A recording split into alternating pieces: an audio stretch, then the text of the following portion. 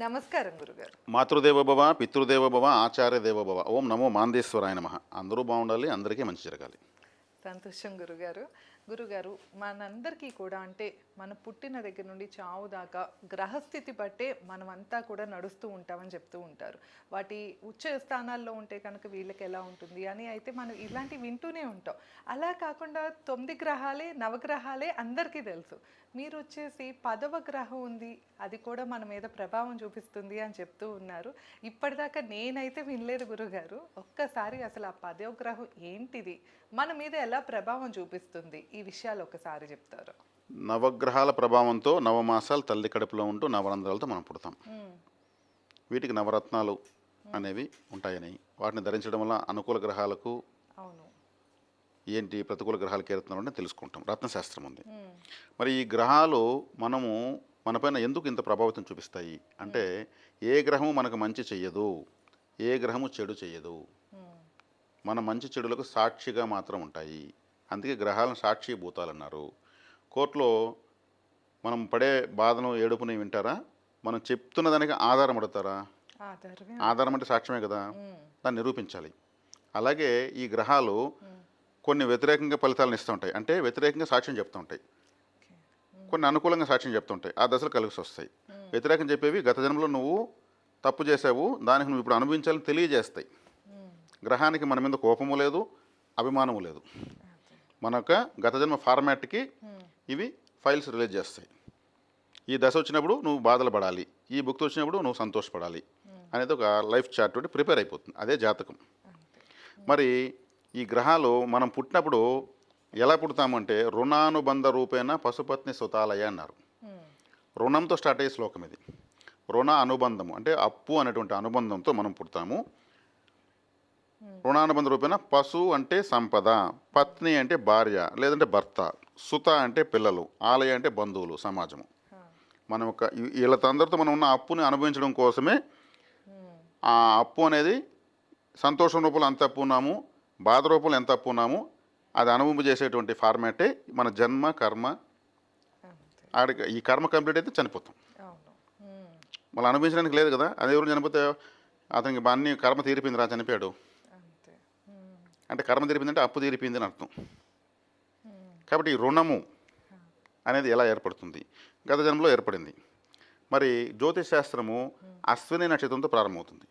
అశ్విని నక్షత్రం మరణి కృతిక అంటారు. అశ్విని నక్షత్రంతో స్టార్ట్ అవుతుంది. అశ్విని నక్షత్రం అధిపతి ఎవరు? కేతు. అంటే కేతు గ్రహంతో జ్యోతిషం స్టార్ట్ అవుతుంది. గురువు కాదు, శుక్రుడు కాదు, బుధుడు కాదు, రాహు కాదు, శని కాదు, కేతు. కేతుకు అసలు తలే లేదు. తలే లేని నక్షత్రం, గ్రహ నక్షత్రంతో జ్యోతిషం స్టార్ట్ అవుతుంది. మొదటి నక్షత్రమే తలకాయ లేని నక్షత్రం. కేతువే అప్పును తెలియజేస్తాడు.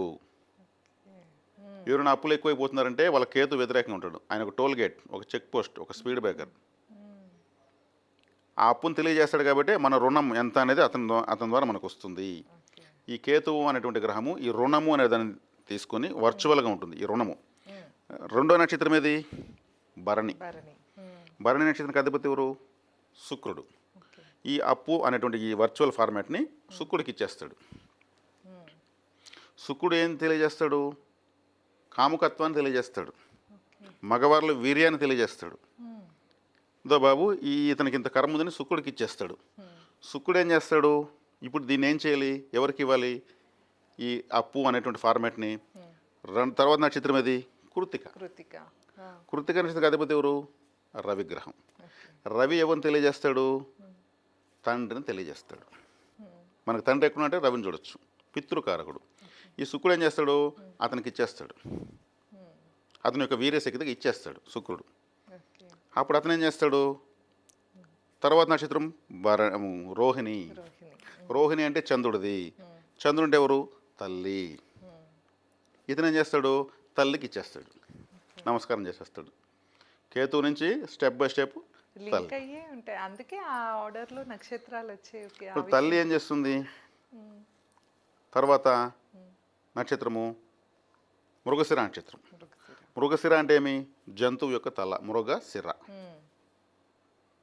మనం కూడా ఒక జంతువే కదా, తల్లి కడుపులో ఒక పిండంగా మారుతుంది. ఆ కర్మ అనేది, ఆ అప్పు అనేది ఇలా మారుతుంది. ఇప్పుడు అది డెవలప్ కావాలి కదా పిండము. తర్వాత నక్షత్రం ఏది? రాహు నక్షత్రం, ఆరుద్ర. ఆరుద్ర. రాహు ఏం చేస్తాడు? డెవలప్ చేస్తాడు. తలని డెవలప్ ఆ పిండాన్ని డెవలప్ చేస్తాడు. 5 నెలల తర్వాత ఏం చేస్తాడు రాహు? నమస్కారం అని చెప్పేసి తర్వాత నక్షత్రం పునర్వసు. పునర్వసు నక్షత్రానికి అధిపతి ఎవరు? గురువు. గురువే కదా సంతానకారకుడు. గురువు జీవాన్ని ఇస్తాడు. అప్పుడు బిడ్డ కదలడం స్టార్ట్ అవుతుంది.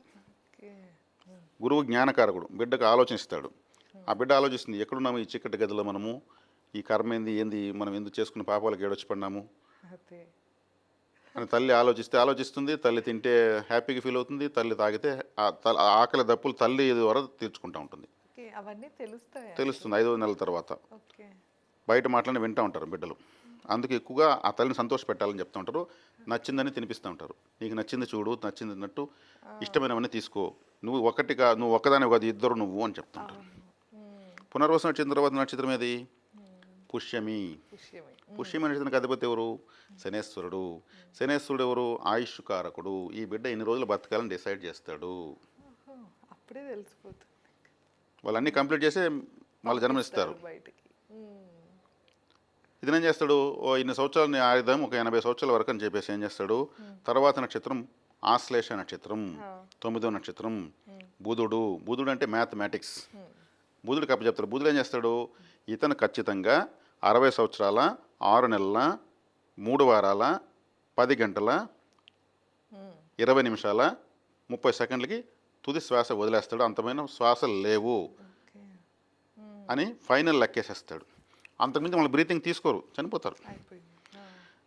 ఆ తర్వాత అతను ఏం చేస్తాడు? ఇది ఫైనల్ లెక్క రాసేసి ఈయన ఆడిటర్ ఫైనల్ ఆడిటింగ్ చేసేసి మాందీశ్వరుడికి ఇస్తాడు. మాందీశ్వరుడు అంటే ప్రేత గ్రహము, 10వ గ్రహము. ఈ మాందీశ్వరుడు ఇతను కారులో చనిపోవాలనా, చెట్టుపై నుంచి పడిపోవాలనా, లేదా సూసైడ్ చేసుకోవాలనా, యాక్సిడెంట్లో చనిపోవాలనా, ఇంకెవరి చేతన చంపబడాలనా, అంటే ఇంకెవరినంటే ఏమి జంతువులు కూడా పొడుస్తాయి, అది కూడా హత్యే. ఏదో ఒక రూపంలో పాము కాటేస్తుంది, అది కూడా హత్యే. మనిషి చంపితేనే హత్య అంటున్నారు. వేరే జీవులు కూడా అటాక్ చేసి చంపితే అది కూడా హత్య లెక్క.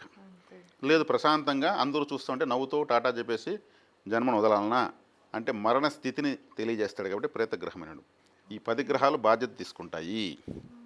అప్పుడు మనిషి బయట వస్తాడు. Joining date, retired date fix అయిపోతుంది. ముందే డిసైడ్ చేసుకుని అన్నీ కంప్లీట్ అయినాకనే వాళ్ళు ఎప్పుడు కానీ లెక్కల్లో తేడా ఉండదు. వాళ్ళు అన్నీ పర్ఫెక్ట్గా కంప్లీట్ చేస్తారు. ఇది 10వ గ్రహం ఏ నక్షత్రానికి అధిపతి గురువు? ఈ గ్రహానికి నక్షత్రాలు లేవు, స్థానము లేదు. ఏ నక్షత్రంలో ఉంటే ఆ నక్షత్రం పైన ఆధిపత్యం కలిగి ఉంటుంది. 108 పాదాల్లో సంచరిస్తూ ఉంటుంది. శనేశ్వరుడు కుమారుడు. శనేశ్వరుడు కుమారుడు మాందీశ్వరుడు. మరణాన్ని మాత్రం ఆయనకు బాధ్యతగా ఇచ్చారు. ఆయన మరణించిన తర్వాత మళ్ళీ ఎలాంటి జన్మ రావాలనేది మళ్ళీ కేతు ఆ లిస్ట్ తీసుకుంటారు, ఫార్మాట్.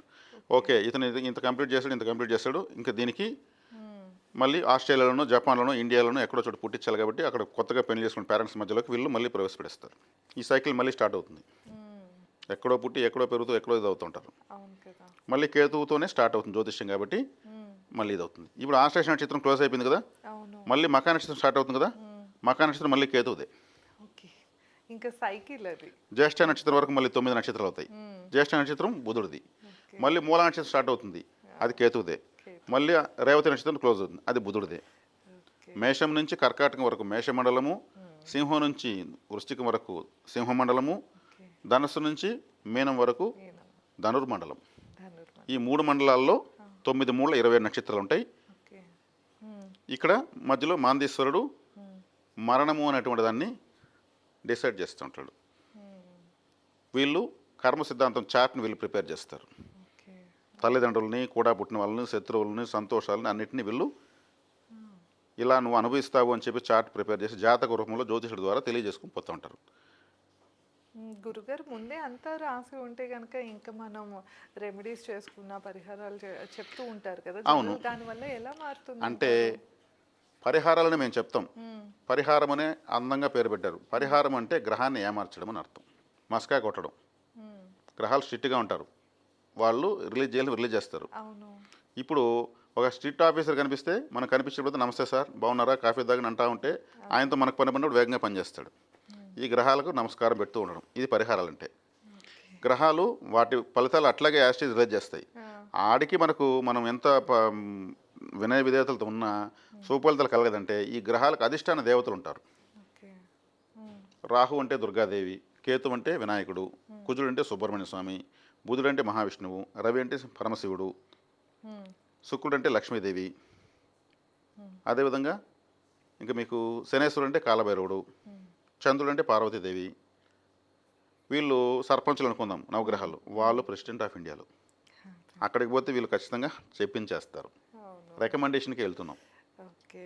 మేము ఎదుర్కోలేకపోతున్నాము, మాకు అడిషనల్ ఎనర్జీ ఇవ్వండి, ఇంత గట్టిగా స్ట్రిక్ట్గా ఉంటే మేము ఫ్యామిలీ నడిపించలేకపోతున్నామని టెంపుల్కి వెళ్ళాలి. ఆ టెంపుల్కి ఏ రోజు వెళ్ళాలో చెప్పేది జ్యోతిష్యం.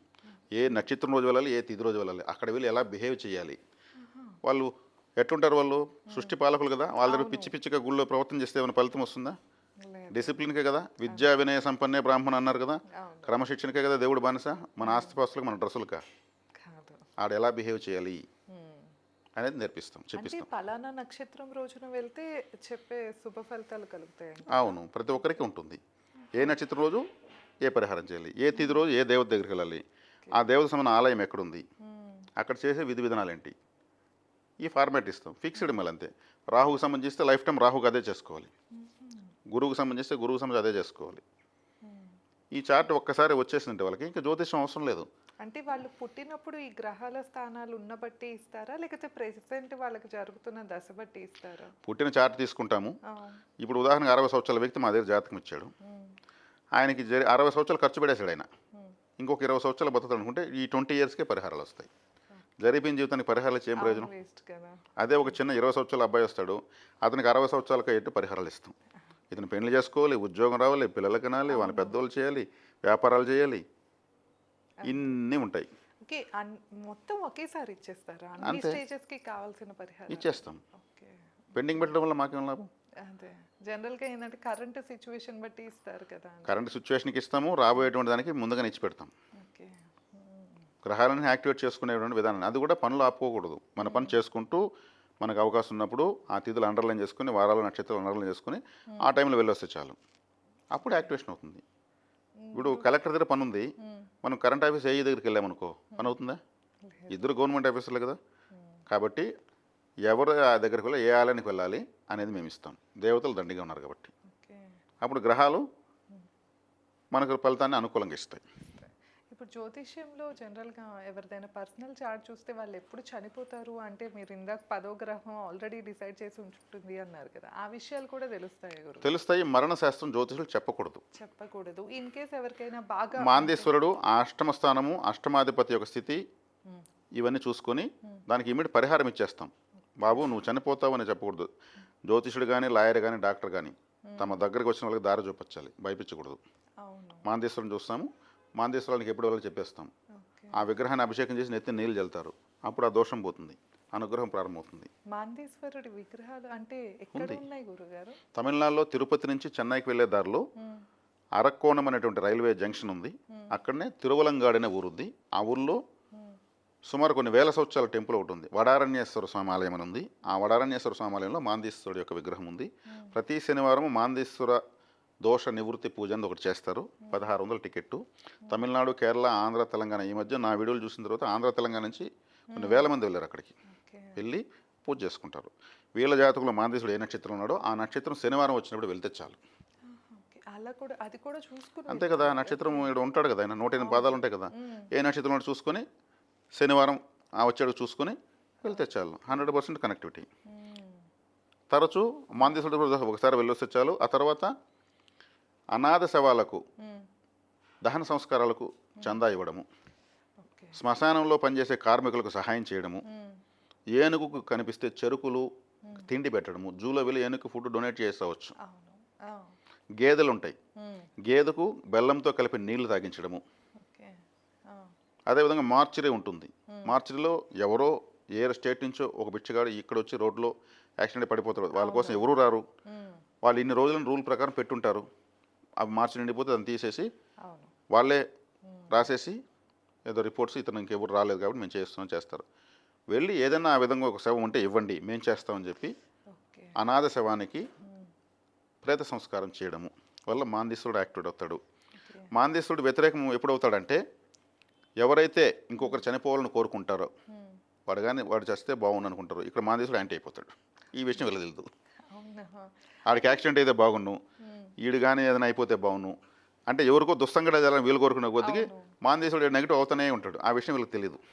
చెడపకురా చెడేవు అంటారు కదా, ఎవరు చెడ్డ కొడితే ఈయనేం చేస్తాడు, నేనే నీకు అది చూస్తానంటాడు. కాబట్టి మనం చూస్తే కనుక చాలా మంది అంటే ఇలా మీరు చెప్పినట్లు ఏంటంటే ఎదుటి వాళ్ళ చెడు కోరుకునే వాళ్ళు అంటే అసలు కొంతమంది హత్యలు చేస్తారు. బయటకైతే కొన్ని విషయాలు రావు కదా గురుగారు. మరి వాళ్ళైతే ఉన్నత స్థానంలోనే ఉంటూ ఉంటారు కదా అలాంటివి చేయించే వాళ్ళందరూను. మరి వాళ్ళకి ఎప్పటికీ అట్లాంటి నెగిటివిటీ అనేది జరుగుతుందంటారు? ఉన్నత స్థానం అని మీరు అంటున్నారు, మనకు అలా కనిపిస్తారు కానీ వాళ్ళ అకౌంట్లో జమ కావాల్సిన కర్మ జమ అయిపోతుంది. ఈ గ్రహాలు తీసుకుంటే ఎంత కర్మ చేశాడు ఇతను ఫైనల్లో చార్ట్ ప్రిపేర్ అవుతుంది. యువర్ చార్ట్ ప్రిపేర్ అంటారు కదా రైల్వే స్టేషన్లో, అటు చార్ట్ ప్రిపేర్ అయిపోతుంది. ఓహో ఇతను 10 మంది చంపేస్తాడా, ఓకే నెక్స్ట్ ఏంది పుణ్యం చేశాడా, ఒకరికి సహాయం చేయలేదు అంటే ఈ జన్మలో కౌంట్ అవుతుందా లేతే ఇది వరకు ఉన్నది ఇప్పుడు అనుభవిస్తున్నాము. ఇప్పుడు చేస్తున్న దాన్ని పరిగణలోకి తీసుకుంటారు. తీసుకుని అందుకే కర్మను ఎవరు తప్పించుకోలేరు అంటారు కదా, ఆటోమేటిక్గా వాళ్ళకు వచ్చేస్తుంది. ఇప్పుడు ఒక వ్యక్తి చేసినటువంటి సంపాదన ఆస్తి వాళ్ళ పిల్లలు అనుభవిస్తారు. మా నాన్న సంపాదించాడు, మా తాత దాన్ని, వాళ్ళు చేసిన పాపాలు కూడా వీళ్ళకి కర్మల రూపంలో వచ్చి అనుభవిస్తారు. పెద్దవాళ్ళు చేసిన దోషాలు కర్మల రూపంలో వస్తాయి. కాబట్టి ఇక్కడ గ్రహాలు అనేవి ప్రతి సెకండ్కి, ప్రతి నిమిషానికి, ప్రతి రోజుకి, ప్రతి నెలకి, ప్రతి సంవత్సరానికి జీవిత పర్యంతము కర్మను అనుభవింపచేస్తాయి. ఇది తట్టుకోలేకుండా అనుభవించే శక్తి లేనప్పుడు దేవతారాధనలు అంటే ఆలయ పరిహారము, వ్యక్తిగత పరిహారాలు కొన్ని ఉంటాయి. ఇది చెప్పాను కదా, ఒక శవాన్ని తీసుకొని అది వ్యక్తిగత పరిహారం కింద వస్తుంది. కొన్ని తంత్ర పరిహారాలు ఉంటాయి, అంటే కొన్ని వస్తువులు కొన్ని ఆలోచనలు మిక్స్ చేసి చేయడం ఒక తంత్రం అవుతుంది. అంటే మనకు సూత్రం ఉంటే లెక్క ఈజీగా వచ్చు కదా, అంటే ఫార్ములా అంటారు. అటువంటి ఫార్ములాస్ మేము ఇస్తాము. అప్పుడు కర్మ తీవ్రత తగ్గిస్తాము. తగ్గుతుంది. కర్మ తీవ్రత కర్మ ఎవరు తొలగించలేరు కదా, దాని తీవ్రత తగ్గించవచ్చు. అది ఎలా తగ్గుతుందని మనకు తెలుస్తుందంటే పాము అనేటువంటి తీవ్రతను తేలుగా మారుతుంది. విషజంతువే తగ్గుతుంది. తేలు వస్తే మనమేమి దాన్ని దాటుకుని వెళ్ళిపోతాం, పాము వస్తే మనమే పరిగెత్తాం. కాబట్టి కర్మ తీవ్రత తగ్గించుకోవచ్చు పరిహారాల వల్ల. కాబట్టి సులభంగా జీవితాన్ని మనం లీడ్ చేయొచ్చు. ఇది జ్యోతిష్ శాస్త్రంలో మేము తెలియజేసేటువంటి విధానం. అదే ఇప్పుడు గురుగారు జనరల్గా ఏంటంటే కొంతమంది క్యాన్సర్ కానీ కిడ్నీ ఫెయిల్యూర్ కానీ ఇలా పెద్ద పెద్ద రోగాలతో బాధపడుతూ ఉంటారు కదా, సో వాళ్ళకి మీరు చెప్పినట్లు ఈ మాందేశ్వరుడి ఎఫెక్ట్ అనేది ఏమన్నా అంటే తెలుస్తుందంటారా? ఖచ్చితంగా తెలుస్తుంది. మాందేశ్వరుడు రాహు కలిసారంటే, రాహు కలిసి 7వ ఇంట్లో ఉన్నారంటే కిడ్నీలో క్యాన్సర్ వచ్చి చనిపోతారు. 7వ స్థానం అంటే కిడ్నీలు, రాహు అంటేనే క్యాన్సర్. రాహు ఎక్కడుంటే క్యాన్సర్ వ్యాధి అక్కడ ఉంటుంది. గురువు ఎక్కడుంటే కూడా బ్రీతింగ్ ప్రాబ్లమ్స్ ఉంటాయి, ఇండైజెషన్ షుగర్ వ్యాధి ఉంటుంది. చంద్రుడు ఎక్కడుంటే అక్కడ మనకు మానసిక సమస్యలు ఉంటాయి. ఒక్కొక్క గ్రహం ఒక్కొక్క అనారోగ్యం తెలియజేస్తుంది. ఓకే, అంటే ఇప్పుడు అలాంటి పలానా రోగంతో ఇప్పుడు మీ దగ్గరకు వచ్చారనుకోండి, క్యాన్సర్ కానీ ఇట్లాగా ఏదైనా, సో దానికి తగ్గట్టు ఏం పరిహారం ఉంటుందంటారు? అంటే అటువంటి స్థితికి వచ్చినప్పుడు మాందేశ్వర ఆరాధన ఇస్తాము. రాహు క్యాన్సర్ కారకుడు కాబట్టి దుర్గాదేవి ఆరాధన ఇస్తాము. అదేవిధంగా కొన్ని దానాలు ధర్మాలు చేపిస్తాం. అంటే ఎక్కడ చేయాలి, ఏం చేయాలి అని చెప్పిస్తాము. ఆ దశ భుక్తులు బట్టి ఆ దశలకు ఉన్నటువంటి అధిష్టాన దేవతలు ఇదంతా అప్పటికప్పుడు డిజైన్ అవుతుంది. ఇవి ఫిక్స్డ్గా ఉండవు, ఆల్రెడీ రెడీమేడ్గా ఉండవు. అవును, ఓకే. అంటే ఇప్పుడు వాళ్ళకి ఏ దశ నడుస్తుందో దాన్ని బట్టి చేయిస్తారు, దాన్ని బట్టి చేయడం జరుగుతుంది. దాన్ని బట్టి వాళ్ళు ఫాలో అయినారంటే ఇక్కడ ట్రీట్మెంట్ ఫాస్ట్గా సెట్ అవుతుంది. అప్పటి నుంచి రికవర్ కావడం స్టార్ట్ అవుతుంది.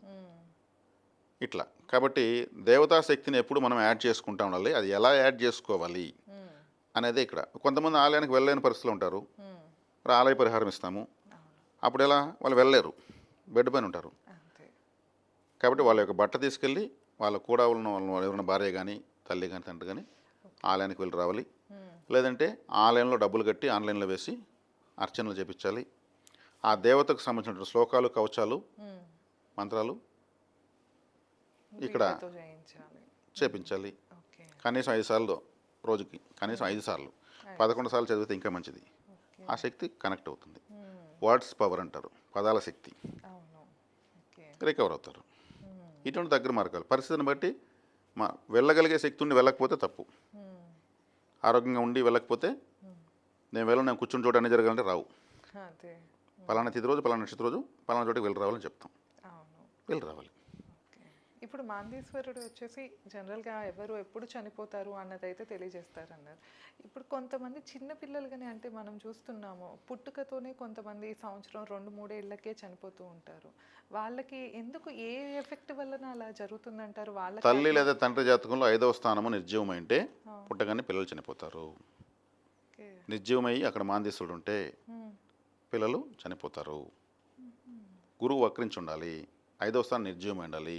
ఉమ్, గురువుతో మాంది ఉండడము లేదా 5వ స్థానంలో మాంది ఉండడం, 5వ అధిపతితో మాంది ఉండడం వల్ల ఉమ్, పిల్లలు పుట్టి చనిపోతారు. 5వ స్థానానికి మాంది, గురువు, నిర్జీవత్వం, వైనాశకం, తిథిశూన్యం లాంటివి కనెక్ట్ అయి ఉంటాయి. ఉమ్, ఓకే. అంటే కొంతమంది వంశాభివృద్ధి కలగట్లేదు అంటారు కదా. కొంతమందికి అష్టమ స్థానం నిర్జీవమై ఉంటుంది. ఆ, అష్టమ స్థానం నిర్జీవం అయితే లేడీస్కి అయి ఉంటుంది అనుకుందాం. ఉమ్, అష్టమ స్థానం అంటే మంగళసూత్రము, పసుపు కుంకుమలు, భర్త యొక్క ఆయుష్. ఓకే. ఆ, అంటే చిన్న వయసులో వీడియోస్ అయిపోతారు కదా. అవును.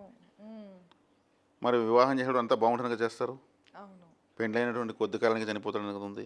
ఉమ్, ఆ నిర్జీవత్వం కనిపిస్తుంది కదా. అవును. అప్పుడు ఏం చేయాలి? ఉమ్, తిరుక్కడయ్యూరు అని ఒక ఊరు ఉంది తమిళనాడులో. అక్కడ అభిరామి అని ఒక అమ్మవారు ఉంది. ఓకే. ఆమె మంగళసూత్రానికి అది దేవత. ఓకే. అక్కడికి వెళ్ళి పసుపు కుంకుమ మంగళసూత్రం తీసుకొని ఆ, అన్ని విధాలు అనుగ్రహించి తల్లిని చెప్పేసి వచ్చేసి చాలు, ఆటోమేటిక్గా ఆమె ఓకే. కాపాడేస్తుంది. అక్కడనే మార్కండేయునికి శివుడు పూర్ణాయుష్ని ఇచ్చాడు.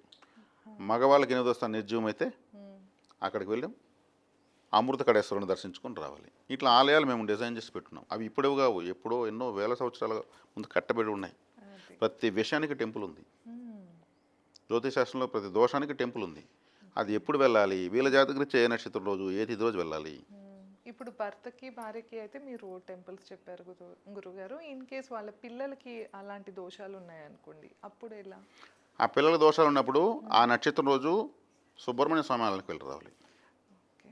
సుబ్రహ్మణ్య ఆరాధన ఎక్కువ చేపించాలి. ఉమ్, అప్పుడు ఆటోమేటిక్గా పిల్లలకి అదేదో ఒక జ్వరం రూపంలో వచ్చి వెళ్ళిపోతుంది. ఆహా, ఓకే. లేదా ఏదైనా ఒక సైకిల్లో పడడం ద్వారా అట్లా వెళ్ళిపోతుంది. ఆ, పూర్తిగా ప్రమాదం అటాక్ అవ్వదు.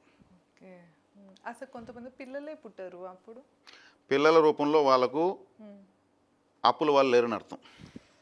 ఆహా. అంటే వీళ్ళు ఎవరికి అప్పు లేరానా? పిల్లల రూపంలో అప్పు లేరు. ఓకే. మొదటి అప్పుల వాళ్ళు పిల్లలే అవునా? ప్రతి ఒక్కరికి. అక్కడ మాత్రం నీకేం కావాలి ఏం కావాలి అడిగడిగి తీసిస్తాం. ఆ, వాళ్ళ అప్పులోళ్ళు. ఓకే. ఇక్కడ కోపం రాదు. నీకు నేను ఎప్పుడు బాకీ అనరు.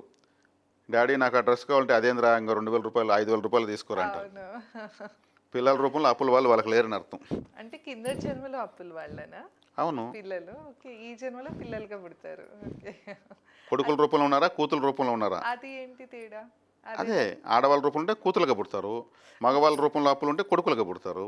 ఓహో, ఓకే. అసలు ఆ పిల్లల రూపంలో అప్పే లేదంటే అసలు పిల్లలు పుట్టరు. వీళ్ళకి ఆ విషయం తెలియకుండా మాకు పిల్లలు కావాలో అని మొక్కుతూ ఉంటారు. దేవుడు చార్ట్ ఎత్తుకుంటాడు, అసలు వీళ్ళకి పిల్లలే లేరు ఎట్లా ఇవ్వాలనుకుంటాడు. మరి అలా అయితే ఆ వంశాభివృద్ధి లేదు, ఆ కొడుకు పుట్టపోతే వీళ్ళకి పున్నామ నరకము ఇవన్నీ వస్తాయంటారు కదా, మరి ఆటికి గురుగారు? అబ్దుల్ కలాం గారు ఉమ్, ఆయన మనం ఎందుకు పెళ్లి చేసుకోలేదని ఆలోచించాడంట. ఆ, అప్పుడు ఆయన యుక్త వయసు ఉన్నప్పుడు ఏం చేస్తున్నామో వెనక్కి వీళ్ళు ఆలోచించాడంట.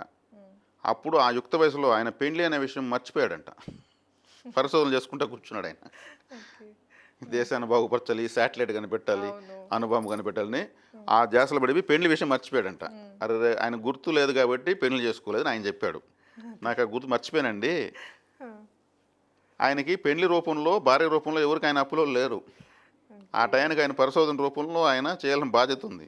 ఉమ్, అబ్దుల్ కలాం గారికి ఎందుకు పెళ్లి కాలేదని నాకు చాలా మంది కనిపిస్తుంది కదా. అవును. ఆయన పెద్ద ప్రపంచ స్థాయి గొప్ప వ్యక్తి కదా. అదే. మరి ఆయన పెళ్లి చేసి ఆయనే చెప్పాడు ఆన్సర్ దానికి. నేను మర్చిపోయాను, సింపుల్గా ఒకటే మాట చెప్పి నాకు గుర్తే లేదు అసలు. ఆ, అట్లా భార్య రూపంలో ఆయనకి అప్పులో లేరు కాబట్టి ఆయనకి పెళ్లి కాలేదు. ఓకే.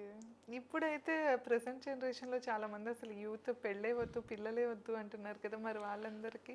కరెక్టే, అది వాళ్ళ వ్యక్తిగత అభిప్రాయము. వాళ్ళకి పిల్లల విషయం వీక్గా ఉంటుంది, పెళ్లి స్థానం వీక్గానే ఉంటుందన్న కదా అర్థము. ఓకే. ఉమ్, అప్పుడు వాళ్ళు మాకు అది కావాలి యాక్టివేట్ చేసుకోవాలి అన్నప్పుడు ఉమ్, పరిహారాలు ఇస్తాము. ఓకే. ఆలయాలు మేము నమ్మము, దేవుని నమ్మము, అవంతా సింగనాదము, ఉమ్, ఆ గుడికి నా పెళ్లికి ఏం సంబంధం అంటే అది వాళ్ళ ఇష్టము. బలవంతంగా జ్యోతిషం చెప్పలేం కదా. అంతే. మీరు నీళ్లు తాగనంటే ప్రపంచంలో ఎవరు మీ దగ్గర నీళ్ళు తాగించలేరు. అవును. మీరు అన్నం తింటానన్న తర్వాత ఎవరు మిమ్మల్ని ఆపలేరు. అంతే. అంతే కదా. గురుగారు ఇన్ కేస్ ఆ పిల్లలు కనుక యుఎస్లో కానీ అలా ఉన్నారనుకోండి వేరే కంట్రీలో, వాళ్ళ పేరెంట్స్ చేయొచ్చా ఇలా టెంపుల్స్? వాళ్ళకి పెండిళ్ళు అయ్యే వరకు చేయొచ్చు. పెండ్లి అయ్యే వరకు వాళ్ళ పిల్లలే. పెండ్లి అయిన తర్వాత వీళ్ళతో సమానంగా గృహస్థులు అయిపోతారు వాళ్ళు. అవును. అప్పుడు వాళ్ళు చేసుకోవాలి. అప్పుడు కూడా అమెరికాలో ఉన్నారంటే వాళ్ళ డబ్బులు వీళ్ళు తీసుకొని పూర్తిగా బస్ ఛార్జీలతో సహా తాగిన టీ కాఫీతో సహా వాళ్ళ దగ్గర తీసుకోవాలి. వీళ్ళకి బంధువులు అయిపోయారు వాళ్ళు. కూతురైతే బంధువు అయిపోతుంది. పూర్తిగా అయిందమ్మా, నేను పోయించిన దానికి నాకు 1000 రూపాయలు లేబర్ కూడా ఇవ్వు. కొడుకైనా అంతే. కొడుకైనా కూడా చేయకపోతే చేయి పెట్టాలి కదా, అదే. తన కర్మకే కదా పెడతాడు. అవును. అట్లా చేయాలి. వీళ్ళు పెట్టుబడి పెట్టకూడదు. పెండ్లి ఎవరు వీళ్ళు పెట్టుబడి పెట్టచ్చు. తల్లిదండ్రులు సిస్టమ్ మారిపోతుంది. అదే. ఫలితం ఎవరికి వాళ్ళు దక్కాలన్నప్పుడు వాళ్ళకు తగినట్టు మేము చెప్పిస్తాం. కాబట్టి ఇలా ఉంటుంది. కాబట్టి దీన్ని సునిశ్చితంగా పరిశీలించినప్పుడు ఎవరికి ఎటువంటి విధానంలో పరిహారాలు ఇవ్వాలి, చేయలేని పరిస్థితులు ఉంటే ఎలా చేపించాలి, ఫలితం రప్పించాలి, చేయగలిగేటప్పుడు ఎలా చేపించుకోవాలో చెప్పడము ఇలా ఉంటుంది. కాబట్టి ఈ అప్పు అనేది పిల్లల రూపంలో ఉంటుంది, సంతోషం రూపంలో కూడా అప్పు ఉంటుంది. ఒక విషయాన్ని సంతోషపడి ఆ అప్పు తీర్చాలి, ఒక విషయాన్ని బాధపడి అప్పు తీర్చాలి. అంటే పుణ్యం చేస్తే బంగారు సంఖ్యలు, పాపం చేస్తే ఇనుప సంఖ్యలు, అరెస్ట్ కాక తప్పదు, మెటల్ మాత్రం మారుతుంది. కాబట్టి పాప పుణ్యాలకు అతీతంగా ఉండు అని గురువులు చెప్తూ ఉంటారు. నాకు సుఖం వద్దు, బాధ వద్దు, నేను గమ్మున కూర్చొని జపం చేసుకుంటా. ఒకవేళ అనుభవిస్తే దానికి నేను సమాధానం చెప్పాలి, తగులుకోవాలి ఈ లంపుటంలో అని అంటూ ఉంటారు వాళ్ళు. గురుగారు మోక్ష జన్మ అని అంటూ ఉంటారు కదా, అంటే దేని బట్టి లెక్క వేస్తారు? మోక్షం అంటే మీరు ఏమనుకుంటున్నారు? మీకు తెలిసినంత వరకు చెప్పండి. అంటే ఇంకా మళ్ళీ పుట్టుక ఉండదు అంటారు కదా. అంటే మళ్ళీ పుట్టకుండా ఉండడం అంటే ఈ ఆత్మనైతే డస్ట్బిన్లో వేసినట్టు. ఓహో, అంటే దేవుళ్ళో కలిసిపోయినట్టుగా. దేవుళ్ళో కలిసిపోయినట్టు అంటారు. దేవుళ్ళో కలిసిపోతే ఏం చేస్తాం? ఎవరిని ఉద్ధరిస్తాం? ఓకే. దేవుళ్ళో కలిసిపోతాం, ఎవరిని ఉద్ధరించాలి? ఇప్పుడు కైలాసం వెళ్తాము, ఒక 6 నెలలు ఉంటాము. కైలాసంలో ఏం సూపర్ మార్కెట్ ఉంటుందా, టీ స్టాల్ ఉంటుందా, సినిమా ఉంటుందా, సమోసా ఉంటుందా? ఆయన జపం చేసుకుంటూ ఉంటాడు, అమ్మవారు ఆయన సేవ చేసుకుంటూ ఉంటుంది, వచ్చిన నమస్కారం చేసుకుంటూ ఉంటారు. మనం ఎంతసేపు అదే సీన్ ఎంతసేపు చూస్తావు?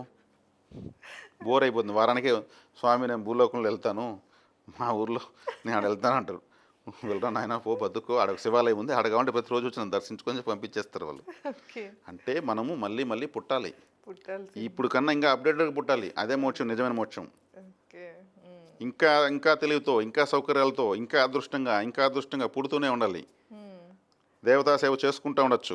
ఎన్ని మనిషి జన్మలు ఉంటాయి గురుగారు? 600 జన్మలు ఎత్తిన తర్వాత మనిషి మోక్షస్థానానికి వెళ్ళిపోతాడు. మోక్షస్థానానికంటే తను ఏ విధంగా పుట్టాలో ఆ విధంగా పుడతాడు, తను తలుచుకునే విధంగా తయారవుతాడు.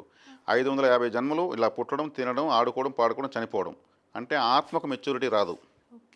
551సారి పుట్టినప్పుడు చింతన ప్రారంభమవుతుంది. అసలు ఈ జన్మేంది, ఈ కర్మేంది, ఈ చావేంది, ఈ డబ్బేంది, పుట్టుకేంది, చావేంది, అసలు ఏమవుతుంది అసలు అని చింతన స్టార్ట్ అవుతుంది. అంటే ఆత్మ వృద్ధత్వం వచ్చింది, శరీరానికి కాదు.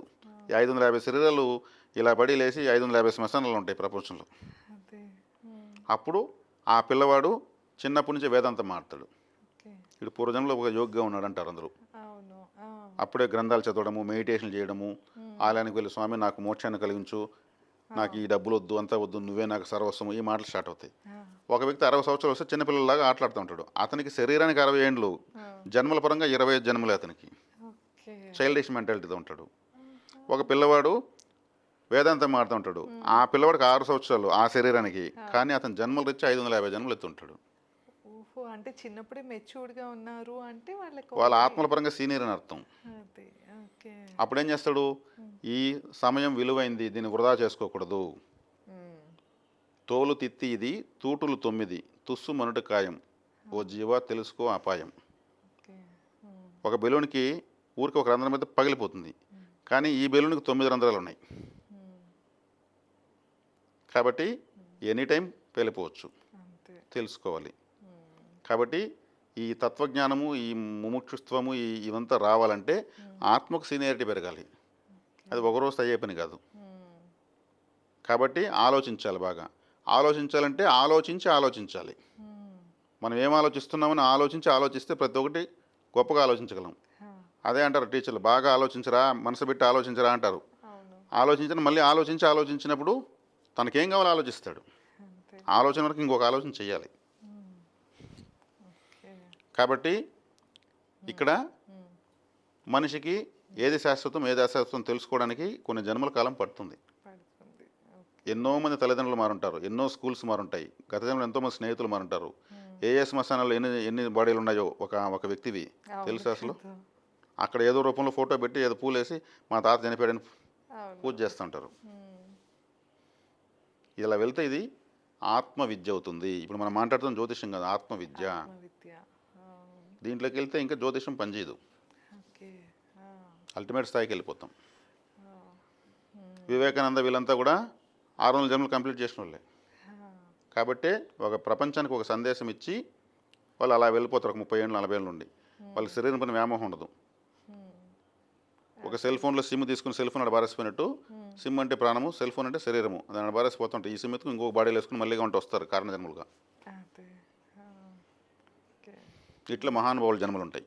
ఉమ్, అది వాళ్ళని కారణ జన్మలు అంటారు. ఒక కారణం కోసం పుడతారు అంతే. ఆస్తుల కోసం, ఎమ్మెల్యే పదవి కోసం పుట్టరు. పుట్టారు. ఓకే. అంటే ఇప్పుడు 600 జన్మల తర్వాత వాళ్ళ ఓన్ ఎలా మాస్టర్స్ కోరుకుంటే వాళ్ళు అయిపోతారు అలా వాళ్ళు. ఇప్పుడు పుడతారు. ఏ లోకానికంటే ఆ లోకానికి వెళ్ళరాగలుగుతారు. దైవత్వం సిద్ధించిపోతుంది. ఓకే. ఉమ్, దైవత్వం సిద్ధించినప్పుడు ఈ జరణ మరణ భయాలు పోతాయి. ఉమ్. అన్నీ మనిషి జన్మలే ఉండవు కదా గురుగారు. ఉత్తమ జన్మలు అయిపోతాయి. దివ్యదేహం వస్తుంది. ఓకే. ఆ, మళ్ళీ డమ్మీగా ఉండి జ్వరంతో బాధపడే శరీరాలు, గాయాలతో బాధపడే శరీరాలు రావు వాళ్ళకు. దివ్యదేహం అంటే ఆ, అసలు తినకపోయినా వాళ్ళకి ఆకలి ఉండదు, తాగకపోయినా దాహం ఉండదు, కానీ వాళ్ళకు బ్రెయిన్ మొత్తం బ్రహ్మానందం ఉంటుంది కంటిన్యూగా 24/7. దానికి ఏ ఫుడ్ ఏ వాటర్ అవసరం లేదు.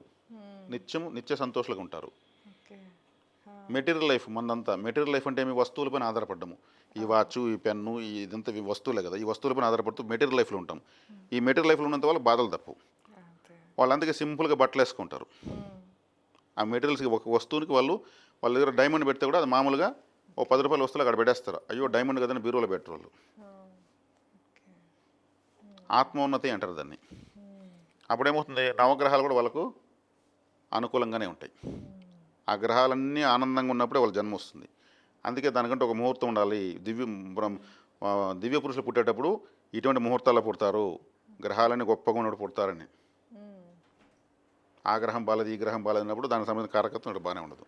ఓకే. ఇప్పుడు సిజేరియన్ చేసేటప్పుడు ముహూర్తాలు పెడుతూ ఉంటారు కదా. సో అవి అంటే వాటి ప్రభావం ఉంటుందా? అంటే ముహూర్తం పెట్టి పుట్టేది అది దేవుడు పెట్టినట్లు అలా ఆ టైంకే వచ్చినట్లు అవుతుందా, అవ్వదంటారా? వికృత జననము, వికృత మరణము అంటారు. వికృత జననం అంటే ఇలా వస్తారు, ఉమ్, అంటే ప్రకృతికి విరుద్ధంగా ఇలా పుడతారు. ఇలా పుట్టకూడదు. వాళ్ళకి రెసిస్టెన్స్ పవర్ ఉండదు. ఓకే.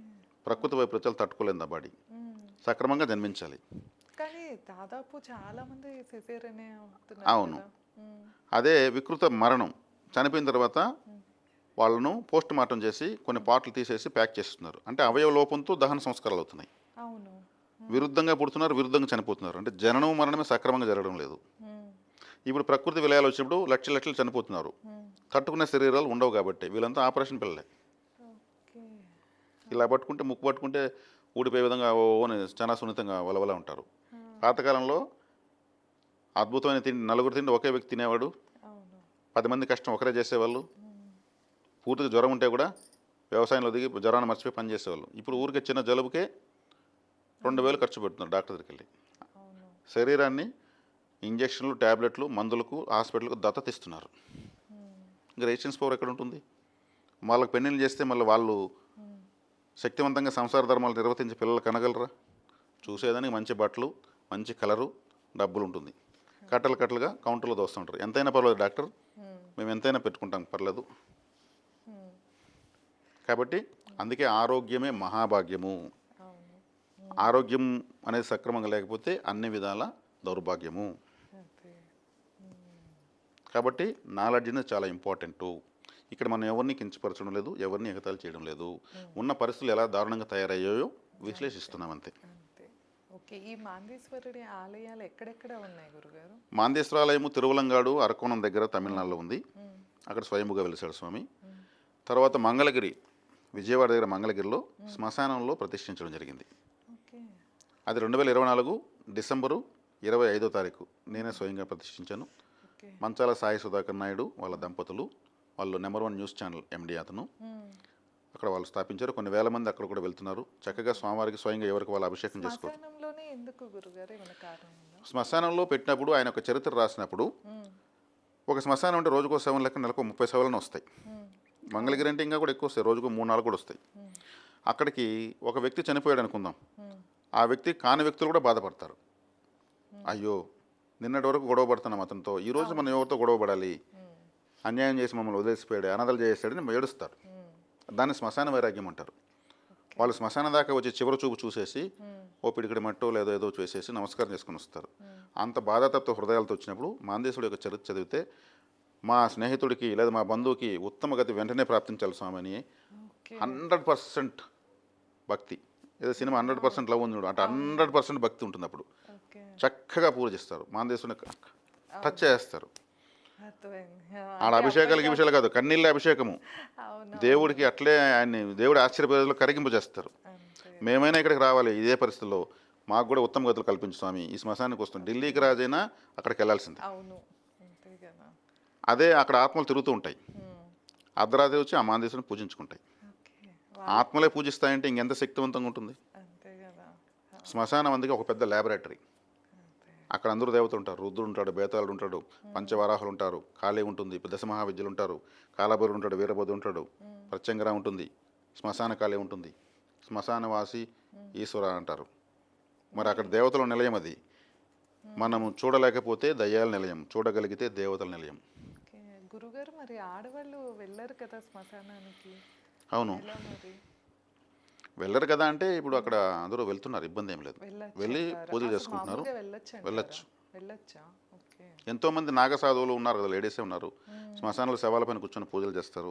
అంటే వాళ్ళ ఆ పరిమితుల స్థాయిని దాటి వెళ్ళి సాధన చేసి ఆ ఎలిజిబిలిటీ సంపాదించారు, ఆ ర్యాంక్ స్టూడెంట్స్ అయ్యారు వాళ్ళు. అంటే అసలు మామూలుగా ఎందుకు వచ్చింది గురుగారు, మగవాళ్ళే ఎందుకు దహన సంస్కారాలు ఇవన్నీ చేయాలి, వాళ్ళే ఎందుకు వెళ్ళాలి? అంటే తల్లకొరివి పున్నామ నరకం నుంచి తప్పించేవాడు పుత్రుడు అన్నారు కాబట్టి, తలకూరు పెట్టేది పురుషుడు కాబట్టి అక్కడ ఆ కార్యక్రమం వీళ్ళు చాలా సున్నితత్వంగా ఉంటారు. అక్కడ మరింత విషాదకరంగా మారుతుంది. లేడీస్ ఉంటే ఎక్కువగా ఏడవడం, పెడబొబ్బులు ఉంటాయి. ఇక్కడ వెళ్ళిన తర్వాత ఇల్లు కడగాలి, దీపం పెట్టాలి, ఇవన్నీ చేయాలి టకటకమని. ఈ కార్యక్రమం మగవాళ్ళు ఇంటికాడ చేయలేరు, అది ఆడవాళ్ళ డ్యూటీ. అక్కడ డ్యూటీ మగవాళ్ళు చేస్తే ఇక్కడ డ్యూటీ వీళ్ళు చేసి పెడతారు. అక్కడ చూసుకొని వచ్చిన తర్వాత దీపాన్ని చూడాలి కాబట్టి ఆ వ్యక్తి దీపం జ్యోతి రూపంలో ఈ ఇంట్లో ఉన్నాడు, కర్మకార్యాలు తీరే వరకు అనేదానికంతా వాళ్ళు చేసి ఏర్పాట్లు చేస్తారు. వాళ్ళ బాధ్యత అది, వీళ్ళ బాధ్యత ఇది. మిగిలిన సందర్భాల్లో ఈ మాందేశ్వరానికి మహిళలు వెళ్ళి అభిషేకం చేసుకొని వాళ్ళ బంధువులను అదే శ్మశానంలో ఉంటే కూడా వాళ్ళకి ఏదన్నా నైవేద్యాలు సమర్పించి రావచ్చు, తప్పు లేదు. కానీ కాళ్ళు కడుక్కొని ఇంట్లోకి రావాలి తప్పకుండా. స్నానం చేస్తే కూడా మంచిది. శ్మశానానికి వెళ్ళినా, రైలు పట్టాలు దాటినా, హాస్పిటల్కి వెళ్ళినా, రైలు పట్టాలు దాటినా, పోలీస్ స్టేషన్కి వెళ్ళొచ్చినా, కోర్టులకు వెళ్ళొచ్చినా కంపల్సరీ ఇంటికి వచ్చి స్నానం చేయాలి. రైలు పట్టాలపైన విపరీతం నెగిటివిటీ ఉంటుంది. ఎందుకు గురుగారు అలా? అంటే రైలు పట్టాలపైన దేశమంతా తిరుగుతాయి అవి, ఎక్కడెక్కడ ఎన్నో అడ్డంగా పడిపోతాయి, తొక్కించుకుని వెళ్ళిపోతాయి అవి. రైలు పట్టాలని ఎవడు కడగడు. దాన్ని దాటడం వల్ల ఆ నెగిటివిటీ ఇలా దాటినప్పుడు మనిషి కనెక్ట్ అయిపోతుంది. కాబట్టి స్నానం చేసుకోవాలి కంపల్సరీ. గంగాదేవి ప్రక్షాళన చేసేస్తుంది. సో విన్నారు కదా, మనమైతే కనుక ఈ వీడియోలో తెలియని ఎన్నో విషయాలు అయితే తెలుసుకుంటూ వచ్చాము. ఇంకా మీకు ఏమైనా సందేహాలు ఉన్నాయి అంటే కనుక కామెంట్ సెక్షన్లో తెలియజేయండి. నెక్స్ట్ టైం వాటి మీద కూడా వీడియో చేస్తాము. ఎలాంటి సమస్యలతో ఇబ్బంది పడుతున్నా ఒకసారి గురుగారిని సంప్రదించాలి అంటే స్క్రీన్ పైన స్క్రోల్ అయ్యే నెంబర్కి కాంటాక్ట్ అవ్వచ్చు. ధన్యవాదాలు. నమస్కారం. ధన్యవాదాలు.